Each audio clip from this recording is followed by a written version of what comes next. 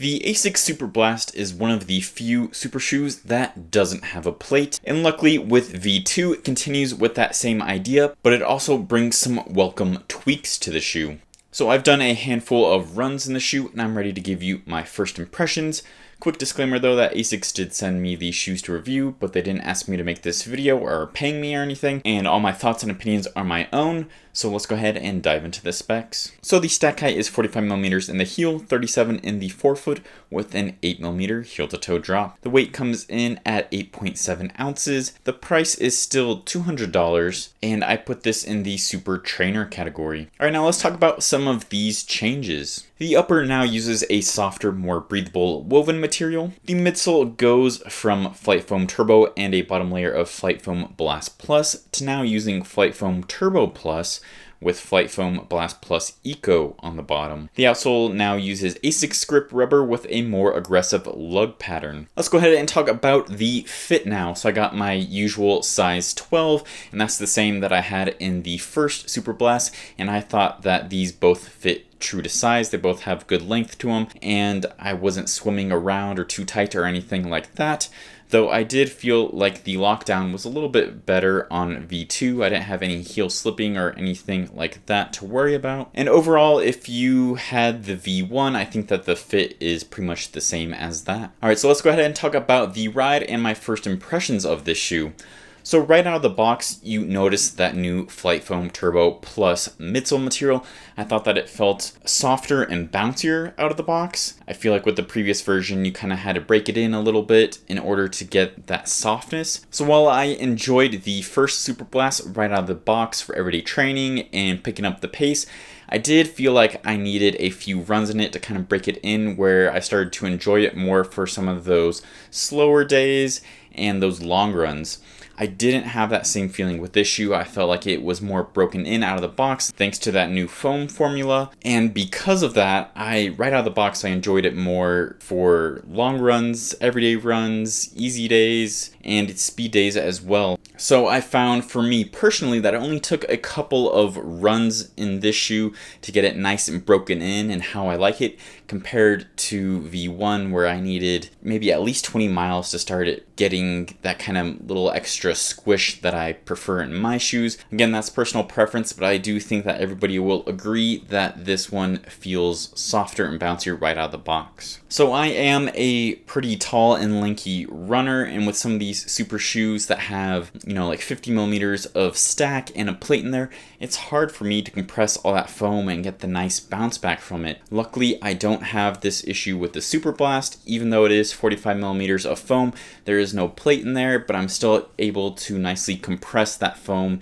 and feel the benefits of it and get that bounce back as well. So that is one thing, again, that I really enjoy about the Superblast is it doesn't have a plate. That's definitely a good thing, because I tend to prefer to do most of my training in a shoe without a plate and only bring in those plated shoes for speed days, and I think that just makes the Superblast even more versatile compared to other super trainers as well, because I can use this more for daily training, and it helps that super foam protects my legs a little more, feels great for long runs, but still has that nice bounce and responsiveness for picking up the pace as well. So now quickly touching on the rest of the shoe, I thought that the upper was a little bit softer, a little more flexible. It definitely was more breathable, but I also thought it had a better lockdown. I had no heel slipping issues with V2. As for the outsole, it luckily no longer collects pebbles in there. You won't have to dig them out after every run, and I found that this new tread pattern and rubber makes it a lot grippier as well. I had no issues with traction. Overall, I think that the Superblast 2 keeps what we loved about V1, but just refines it. Alright, I'm going to do a few quick comparisons, and the first shoe I'm going to compare the Superblast 2 is the Superblast 1. So I feel like I've kind of already been comparing these two shoes throughout the whole video, but let's go more toe to toe. So like I said, the upper is a little more flexible, a little more breathable on V2. It has the new Flight Foam Blast Turbo, which makes it feel softer right out of the box. So these are my V1 Superblast that have close to 100 miles on them, and they feel nice and seasoned and broken in. I feel like each run they get better and better. So I was scared that I was gonna have to re-break in the V2. Luckily, like I said, after a run or two, they felt pretty similar to my broken in V1s, but still have that nice bounce and pop to them. Overall, I think they're very similar. If you find V1 on sale, you might as well pick it up, but I think V2 is going to keep a lot of V1 fans happy. All right, let's go ahead and compare the Superblast 2 to the other blast, the Novablast 4. The Novablast 4 I've really enjoyed mainly for daily training. It's become kind of more of a workhorse for me where I occasionally use it to pick up the pace, but I think that the Superblast takes that great kind of core daily trainer mentality of the Novablast and expands upon it, makes it more versatile. It has that extra cushioning for those long runs. It uses the super foam to help protect your legs. Recovery days, it's more responsive when picking up the pace. So, like I said, they share a lot of that same DNA, but the Superblast is more super and takes it to the next level. And I think it makes it a much more versatile shoe than kind of that solid daily trainer that the Novablast is. And finally, I'm going to compare the Superblast 2 to the Mizuno Neo Vista. So both these shoes have pretty similar stack heights and drops. Both have super foams in them, but they feel very different. So the Neo Vista uses a very soft and squishy foam that requires it to need a plate in there to help stabilize it, which again, that's one thing I like about the Superblast. It doesn't need a plate, but I find that their use cases are pretty different. I do really enjoy this soft squishy foam and this aggressive rocker when I have a day where my legs are feeling pretty dead and I want a shoe that's really fun and squishy and bouncy and rolls me forward.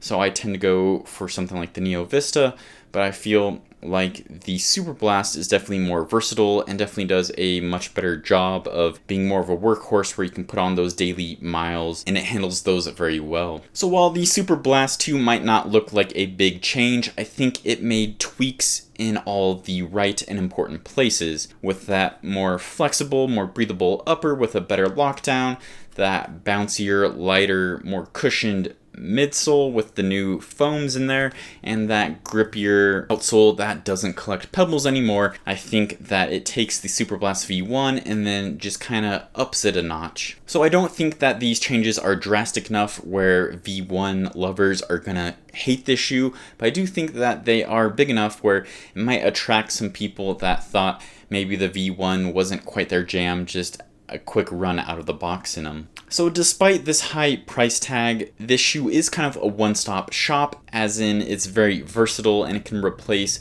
a couple of shoes in your running rotation. So that's kind of the cost benefit analysis there, is instead of buying, maybe the Novablast and the Nimbus, you just buy the Superblast and it's cheaper and it can kind of overlap some of those different runs you'd use those shoes for. So now I want to hear from you. What are your thoughts about the Superblast 2? Are you going to get a pair? Let me know in the comments down below. Thanks for watching. I am going to be putting more miles on the shoe and give you my final verdict in the full review. Subscribe so you don't miss that, and as always, keep on running.